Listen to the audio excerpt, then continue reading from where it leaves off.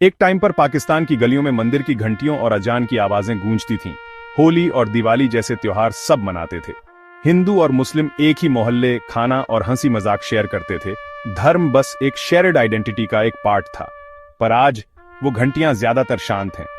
डर ने सेलिब्रेशन की जगह ले ली है और कल्चर का वाइब्रेंट म्यूजिक फीका पड़ गया है।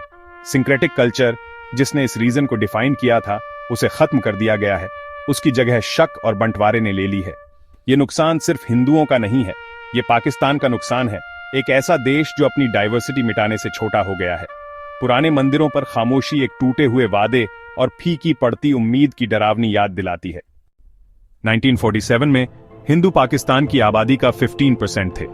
आज ये सिर्फ 1.6% है। ये सिर्फ एक स्टैटिस्टिक नहीं है, ये कई दशकों के भेदभाव, हिंसा और डर का नतीजा है। फैमिलीज को जबरदस्ती धर्म बदलने, भागने या सेकंड क्लास सिटीजन की तरह जीने पर मजबूर किया गया है। इक्वलिटी का वादा कभी पूरा नहीं हुआ, बल्कि स्टेट और सोसाइटी ने माइनॉरिटीज को किनारे कर दिया। डर हमेशा रहता है, किडनैपिंग, ब्लास्फेमी के आरोप और अपवित्र किए गए मंदिरों का। हर परसेंटेज पॉइंट का नुकसान दिल टूटने और सर्वाइवल की एक कहानी है। कम होती हिंदू आबादी पाकिस्तान की मजहबी असहिष्णुता के साथ संघर्ष का एक कड़ा सिंबल है। हिंदुओं के खिलाफ भेदभाव पाकिस्तान के कानूनों में लिखा हुआ है। हिंदुओं को कॉन्स्टिट्यूशन से सबसे ऊंचे पदों, प्रेसिडेंट, प्राइम मिनिस्टर से बाहर रखा गया है।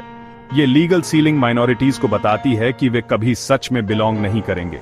ईशनिंदा कानूनों को उनके खिलाफ हथियार बनाया जाता है, जिसमें आरोपों से हिंसा या मौत होती है।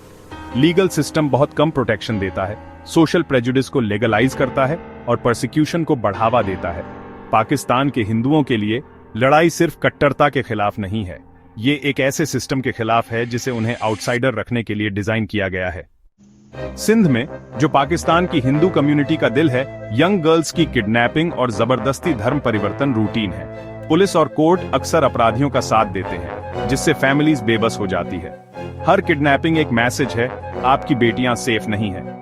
मंदिर, जो सदियों पुराने हैं, उन पर हमला किया जाता है और उन्हें अपवित्र किया जाता है, जिससे कल्चरल आइडेंटिटी मिट जाती है।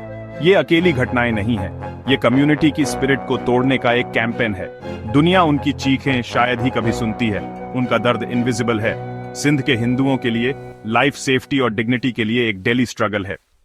घर पर कम उम्मीद होने के कारण कई हिंदू इंडिया भाग जाते हैं, पर उन्हें रेफ्यूजी के तौर पर मुश्किलों और अनसर्टेनिटी का सामना करना पड़ता है। उनका दर्द शायद ही कभी हेडलाइन बनता है। दुनिया शांत रहती है। State sponsored prejudice text books से लेकर लॉ एनफोर्समेंट तक ये तय करता है कि नफरत का साइकिल चलता रहे। ग्लोबल कम्युनिटी की इंडिफरेंस बेसिक ह्यूमैनिटी के साथ एक धोखा है। हमें आवाज उठानी चाहिए, अटेंशन की डिमांड करनी चाहिए और पावर में बैठे लोगों पर एक्शन लेने का प्रेशर डालना चाहिए।